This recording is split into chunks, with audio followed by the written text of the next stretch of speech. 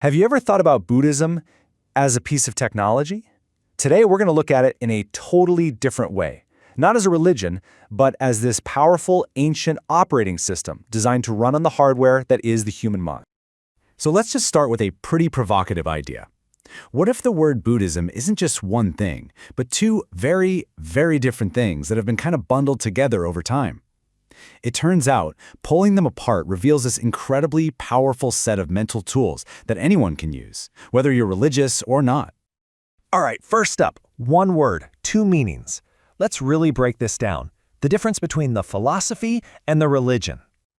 Okay, so on one side, you've got what most of us picture, right? The Buddhist religion. Temples, rituals, ancient traditions. But on the other side, there's the philosophy, which is really a personal method for looking inward, for using your own mind like a magnifying glass to understand why we get stuck. So the Buddhist religion, that's the whole framework that grew up over centuries after its founder, Siddhartha Gautama, was gone. This is where you get the monastic orders, the chanting, the beautiful temples. It's a system that serves a really powerful human need for community and tradition. But the philosophy? That's the original core. It's the actual method Gautama taught. It's this super practical system for looking at your own mind to see how things like stress and dissatisfaction actually work. And the crazy part? It doesn't ask you to believe in any gods or supernatural forces. It just gives you a method and says, hey, go look for yourself. To make this difference even clearer, let's use a really simple analogy that I think nails it: the map versus the tour. Think of it like this. The philosophy is the map. It's a detailed guide that Gautama basically drew to show a path out of mental suffering. The religion, then, is like the tour company that formed later. They organize trips, they build communities, all centered around the map, so of course their focus and methods and goals are going to be a little different. And here is the absolute most important part. You do not have to join the tour group to use the map. You can just take the map itself, the core principles and the practices, and start navigating your own mind. This is what separates the practical tool from the cultural institution. Okay, so if the philosophy is a map, what's it a map of? Well, this brings us to our big idea, thinking about all of this as a kind of psychological technology, an operating system for your mind. Most of us are just running on our mind's default settings. It's like an old OS that's driven by automatic reactions and old habits, and it is so prone to bugs like anxiety and viruses like, those toxic thought patterns. The new OS is an upgrade. It actually gives you a user interface to see what your mind is doing and start optimizing its performance.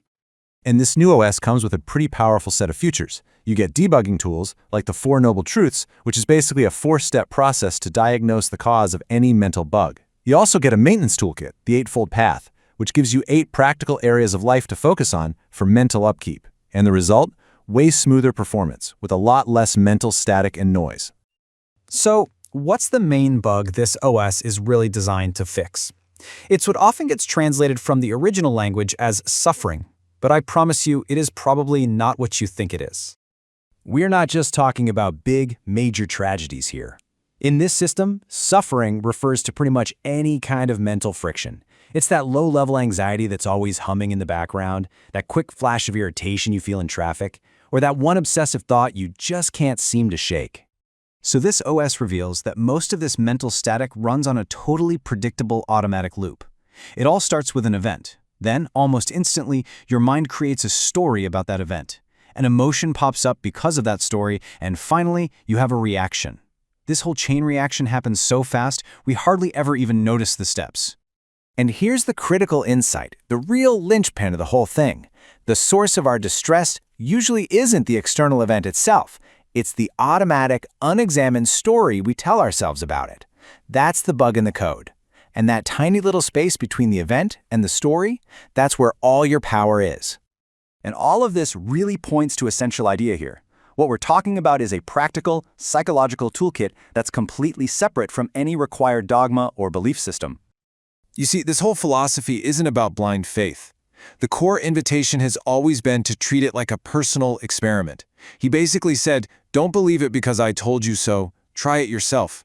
Test these ideas in the laboratory of your own mind and see if they work for you. So, Why does any of this matter for us, right here, right now? Well, because applying these tools using this map can have some very real, very tangible benefits in our crazy modern lives. We're talking about things like genuinely reduced stress, improved focus, and just feeling less yanked around by the constant chatter and noise in our own heads. Which leads us to one final thought for you to take with you. This whole process, it doesn't start with some huge abstract goal. It starts in the small, concrete moments. So what's just one automatic reaction you have? That flash of annoyance, that compulsive urge to check your phone, that little pang of anxiety that you could choose to simply observe today without immediately buying into it. That simple act of observation, that's the first step in debugging your mind's OS. Have you ever thought that maybe all that ancient wisdom isn't just, abstract philosophy? What if it's actually a practical toolkit for navigating the chaos of modern life? Well, today, that's exactly what we're going to dig into. We're going to uncover a powerful framework for understanding those mental loops we all get stuck in. Oh, you know the feeling, right? Replaying that one awkward thing you said, or worrying about what someone thinks of you, or just that low-level hum of anxiety you can't quite shake. It's like a song stuck on repeat in your head. It turns out there's a name for this, and way more importantly, there's a way to press the pause button. All right, first things first. We need to get on the same page about what suffering even means in this context. And I'm guessing it's probably not what you think. We are not just talking about the big capital T tragedies of life. The word here is dukkha, and a better translation is something like mental friction. It's the entire spectrum of psychological static, from the absolute tiniest annoyance all the way up to a deep, profound sense of unease. Think about your own day. That flash of irritation when you're stuck in traffic, that's it. That background hum of anxiety about whether you're good enough, that counts too. Even that vague feeling that something's missing when, on paper, everything's fine. And of course, the classic, replaying a past mistake over and over. All of this is the very texture of our everyday mental lives. So, if these feelings are so common, what's actually going on under the hood? Well, it turns out these little loops of suffering have a surprisingly predictable structure. And I'm telling you, once you see it, you can't unsee it. Okay, so here's how it works. It always starts with a trigger, some external event. But here's the thing, the event itself is totally neutral. The real action begins with step 2, the story we immediately tell ourselves about it. That story then generates a powerful emotion. That emotion, in turn, drives our reaction. And here's the real kicker. That reaction almost always creates an outcome that proves our original story was right, locking us into the cycle. Let's make this super concrete. Imagine your boss gives you some critical feedback. That's the trigger. The story that might instantly pop into your head is, I'm useless, my boss totally hates me. This story creates the emotion of shame, maybe some anxiety. So what's your reaction? You start avoiding your boss, your confidence dips, and your performance actually drops. And the outcome? You end up getting more criticism, which just seems to confirm that your original story was right all along. See? It's a perfect self-fulfilling trap. So, if this loop is so predictable, why is it so darn hard to get out of? Well, it's usually because our go-to strategies for dealing with this discomfort, they actually make things worse. We all do this. We try to avoid the feeling, right? We dive into our phones or bury ourselves in work. But that just shoves the feeling down and it always comes back stronger. Or we try numbing ourselves with mindless scrolling until we just feel disconnected. Or my personal favorite, intellectualization, telling ourselves to just be positive or be strong, which completely denies what we're actually feeling. All of these, they're total dead ends. So what's the alternative? What actually works? The only approach that truly breaks the chain is mindful awareness. It's the simple, not easy, but simple act of just pausing and noticing what's happening without judging it. And this creates a tiny gap between the feeling and your reaction, a little bit of space. And in that space, that's where freedom begins. And this brings us to a really fascinating, kind of mind-bending idea. What if rebirth isn't some big thing that happens after you die, but something that's happening to you dozens, even hundreds of times every single day? Think of it this way. Each time we get caught in one of those suffering loops, you could say our mind is reborn into a different psychological state or a realm. When you're totally consumed by anger, you're in the hell realm. When you're trapped in that feeling of craving or jealousy, that's the hungry ghost realm. But on the flip side, when you feel that pure, genuine joy, that's the heaven realm. We are constantly cycling through these states. And look how fast it happens. You might wake up groggy, just running on pure impulse. That's the animal realm. Then, boom, you hit traffic, and you're instantly reborn into the hell realm of rage. A bit of praise at work sends you straight to the heaven realm, only for a spark of jealousy about a coworker an hour later to yank you right into the hungry ghost realm. This is the wild roller coaster we're all riding, every single day. Okay, so here is the most important part. If we're being reborn moment to moment, that means we have a chance to change our destination in every single one of those moments. So how do we actually do it? Let's get practical. Here's the toolkit, 4 simple steps. First, just identify the state you're in. Put a name to it, without judgment. This is anger. I'm in the hell realm. Second, pause. Just stop. Take 3 slow breaths. This creates that crucial gap we talked about. Third, observe. Get curious. What's the story my mind is spinning? What does this actually feel like in my body? And finally, and this is everything, choose. Deliberately choose a different path than your usual autopilot reaction. And really, that's the ultimate takeaway here. Freedom from these painful, exhausting loops isn't some far-off spiritual prize you get in another lifetime. It's a choice. And it's a choice that is available to you right here, right now, in that tiny space between a trigger and your reaction. So the next time you feel that familiar pull of anger, of anxiety, of craving, just remember you're standing at a crossroads. You are on the verge of another micro rebirth. And the only real question is, which realm are you going to choose? So, what if I told you that most of your suffering, it isn't actually caused by your problems, but by your reaction to them? What if a huge chunk of the pain we all feel is, well, optional? I know, it's a pretty radical idea, but today we're going to break down a really practical guide to getting your peace of mind back. You've seen this happen, right? 2 people face the exact same challenge, maybe a job loss or a really tough breakup.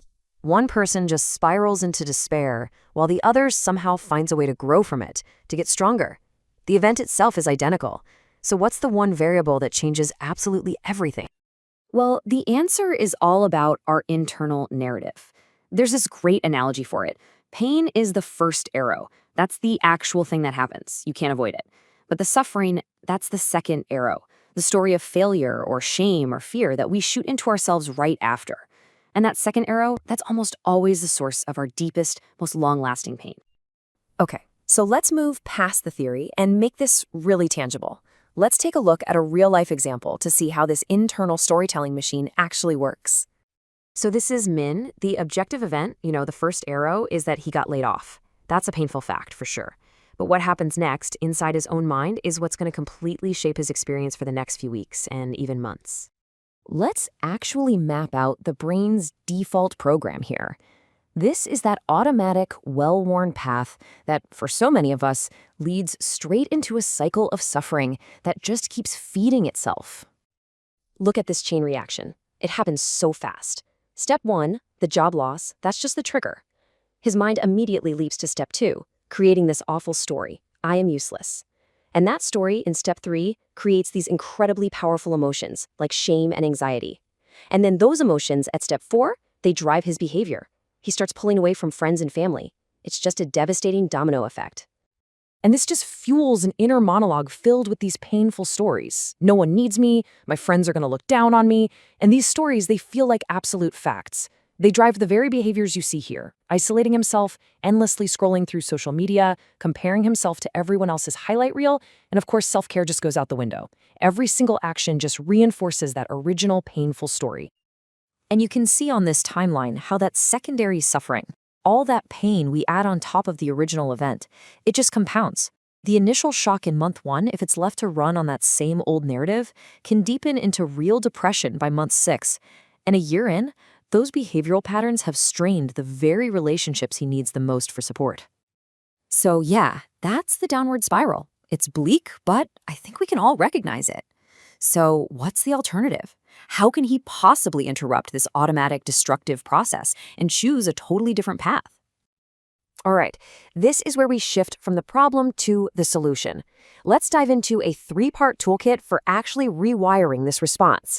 And I want you to think of it less like some vague spiritual practice and more like a practical psychological upgrade for your mind's operating system.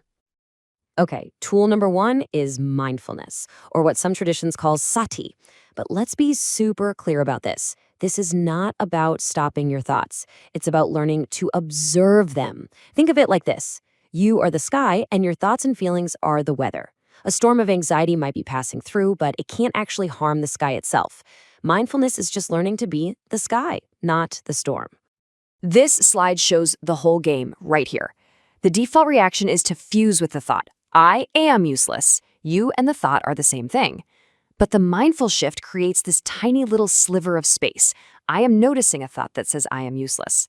In that little gap, you're no longer the thought. You're the one who's aware of the thought. That small gap, that's where all your freedom lives. The second tool is right view, which is really just a fancy way of saying you practice questioning the stories you tell yourself. It's not about denying reality. Min really did lose his job. This is about investigating the truth of the story he attached to that fact, the one that says this one event defines his entire worth as a person. And the way it works is by asking really simple, direct questions, just like the ones you see here. Like, for instance, is it absolutely 100% true that my entire value as a human is wrapped up in one job title? Has anyone in the history of the world ever lost a job and then gone on to find something even better? When you start to gently poke holes in the story, it often just starts to fall apart. And the final tool is letting go. Now, this isn't about giving up on finding a new job, not at all. It's about releasing that white-knuckle grip you have on an identity that has now expired, the identity of Min, the employee at X company. By letting go of that old, narrow self-image, you free up an incredible amount of mental energy to create whatever comes next. Okay, so to show you just how versatile this toolkit is, let's apply the exact same principles to a totally different area of suffering, relationship anxiety. The steps are exactly the same. Imagine a slow text reply triggers that wave of jealousy. Step 1, just acknowledge it. Okay, my mind is creating a painful story right now. Step 2, observe the physical feelings, the tight chest, the racing heart, without judging them. Step 3, inquire, dig into the root of that feeling. And Step 4, consciously choose to do something different. Now, that inquiry in Step 3 is everything. Asking yourself a question like this reveals a critical insight. Even if my partner's behavior was absolutely perfect, would that deep-seated insecurity of mine truly vanish? Or would it just find a new thing to get triggered by next week? This totally shifts the focus from their actions back to the internal source of the feeling. And here's the result. The old automatic loop is just destructive, right? But the new mindful loop, it inserts that crucial pause. And in that little space, you can simply acknowledge the raw feeling underneath. Okay, this is fear. I'm afraid of being abandoned, without having to act on it. Just naming the fear can rob it of its power to control your actions. And let's be really clear here. This whole practice is not about becoming a robot or suppressing your emotions. You're still going to feel grief and anger and jealousy. The goal is insight. It's to see the process so clearly that you can choose a wise, constructive response instead of that automatic, painful reaction. So, to bring this all together, the ultimate power here doesn't lie in trying to control the uncontrollable events of your life. It's about changing the relationship you have with your own mind. Here's the most powerful idea to take away from all this. Life is going to throw first arrows at you. That's unavoidable pain. But the cascade of secondary suffering, the stories, the shame, the anxiety, that is where you have agency. That part is where you have a choice. So just remember, your deepest suffering almost always flows from your internal story. By learning to observe your thoughts without getting tangled up in them, by questioning the narratives you tell yourself, and by letting go of old identities, you can take your power back. And these aren't some abstract ideals. They are practical, trainable skills that anyone can use to navigate life. So I'll just leave you with this. Your mind's operating system is running right now, in this very moment. It's telling you stories about who you are and what your life means. The question isn't whether it's telling stories, but are those stories actually serving you? And if they aren't, you now have the tools to start writing a new one. Thanks for joining me for this explainer. What if you could install a new operating system for your mind? Seriously, one that's been debugged and refined for over 2,500 years. Today, we're going to look at an ancient philosophy, but not as a religion. Think of it more as a powerful framework for upgrading your own mental software. You know that feeling, right? When you're just stuck in a loop of anxiety, you've got a dozen distracting pop-up thoughts, or your whole emotional system just crashes for seemingly no reason. It really does feel like you're running on some old, buggy software. Well, it turns out there is a 2,500-year-old debugging guide for this exact problem. So what we're going to do is decode this ancient system and see it for what it can be, a really practical tool to help you find and maybe even fix the glitches in your own mental code. So where do we start? Well, we start with a clear, 4-step diagnostic process. And this isn't about faith or believing anything. It's a completely logical protocol for figuring out the source of our mental bugs. Think of it like a universal problem-solving algorithm. Step 1, you just acknowledge the bug. The problem is real. Step 2, you diagnose the source code to find out why it's happening. Step 3, you realize that a fix, a more stable system, is genuinely possible. And finally, step 4, you apply the toolkit. It's a simple, logical, and incredibly powerful process. Okay, so step 1 sounds easy, but it's probably the most crucial and, let's be honest, often the hardest part. It's just about admitting there's a problem, without any judgment. You're not blaming yourself, you're just filing the bug report. System alert, I am stressed. Just doing that simple act, it shifts you from being a victim of the problem to becoming the person who's starting to solve it. All right, so once we've acknowledged the bug, we need to find its source. And this system points to 3 core viruses in our mental code. These are the deep-seated bugs that are responsible for most of our reoccurring system crashes. So the next step is to figure out which virus is active. Is it craving? That little nagging feeling, the idea that you need something else to be happy? Or is it aversion? The constant pushing away of uncomfortable feelings, trying to resist what's already here. Or is it the deepest one of all, ignorance? That's the core bug of mistaking our temporary thoughts and feelings for solid, permanent realities.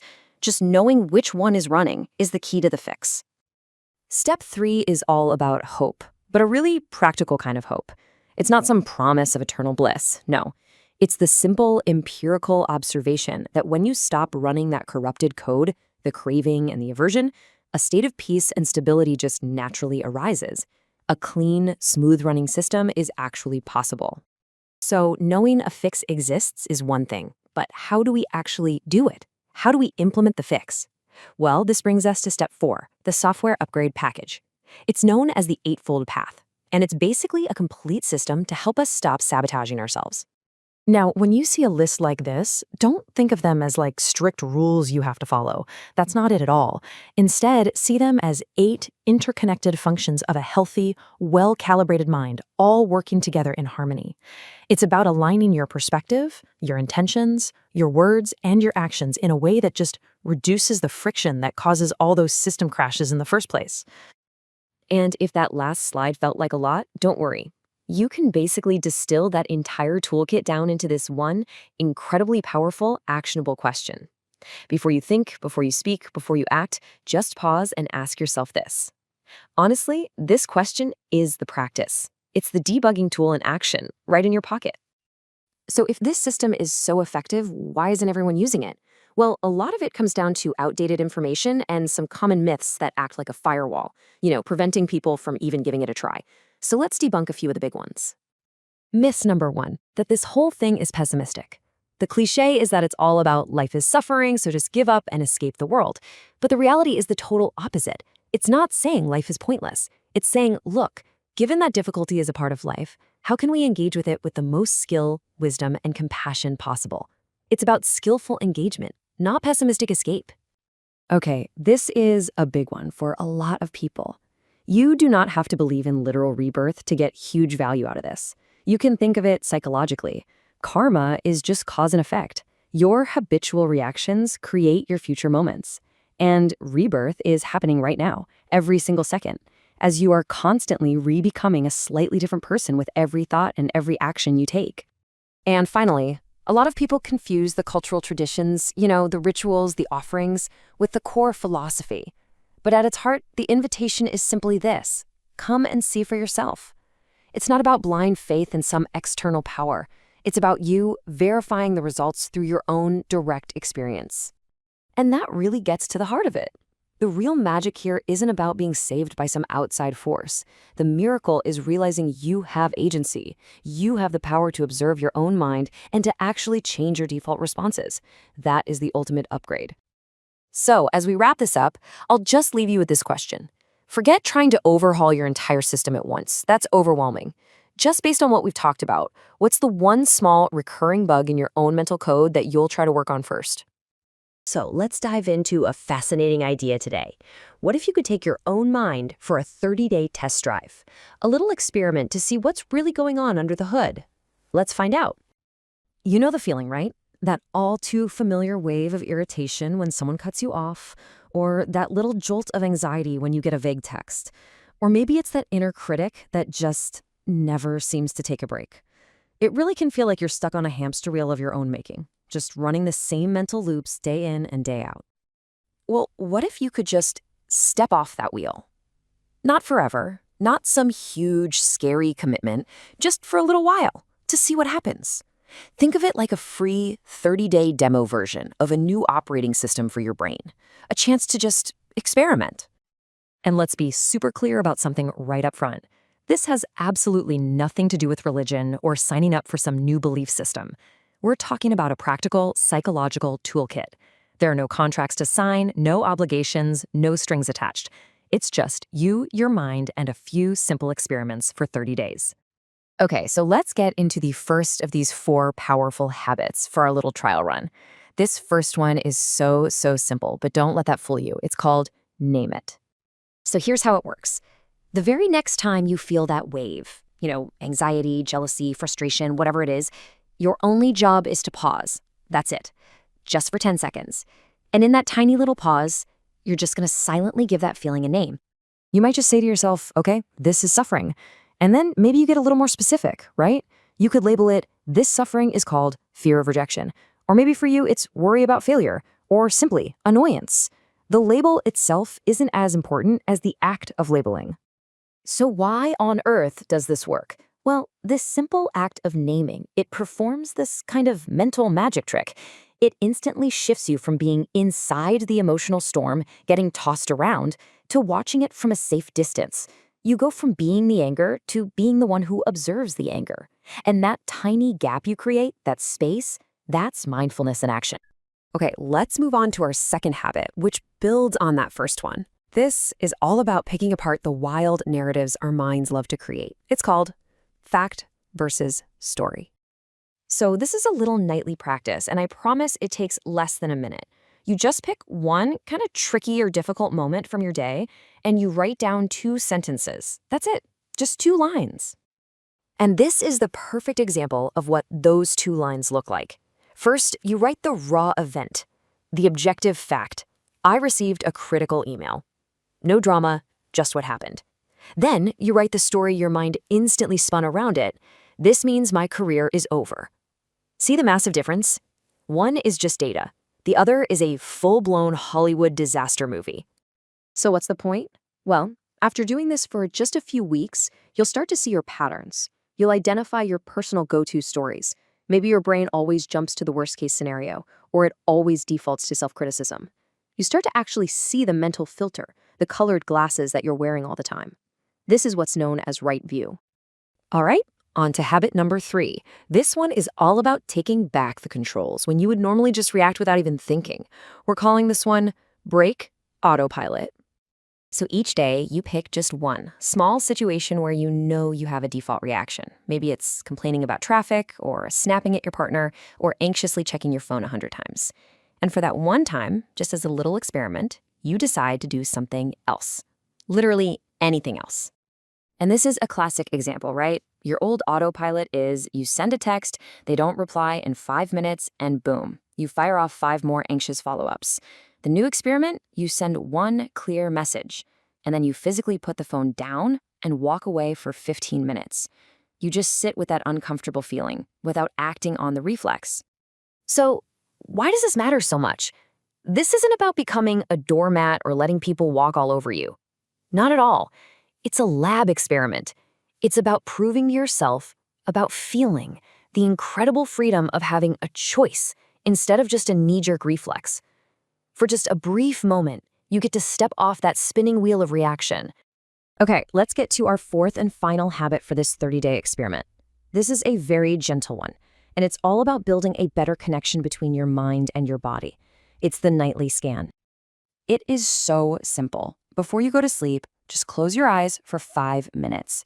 You do a slow mental scan, starting at your toes and moving all the way up to your head, just noticing where you might be holding tension.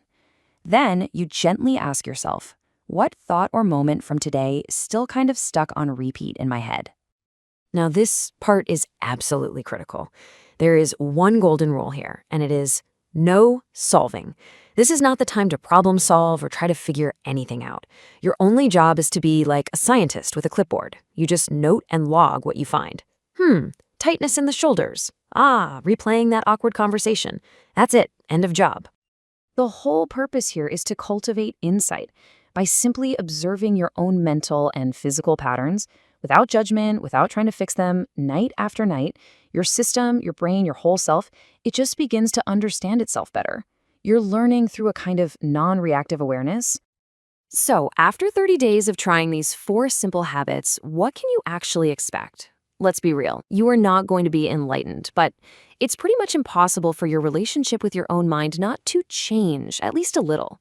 You will have more moments of pause. You'll understand yourself more clearly. And maybe most importantly, you'll have a real, tangible set of tools. You might still be in the cell of your old habits, but now you have a key to the door. And that really brings us to the most important part of this entire idea. These tools, these experiments we've been talking about, they belong to you. The map is yours to use however you want. So let's make one final, really crucial distinction.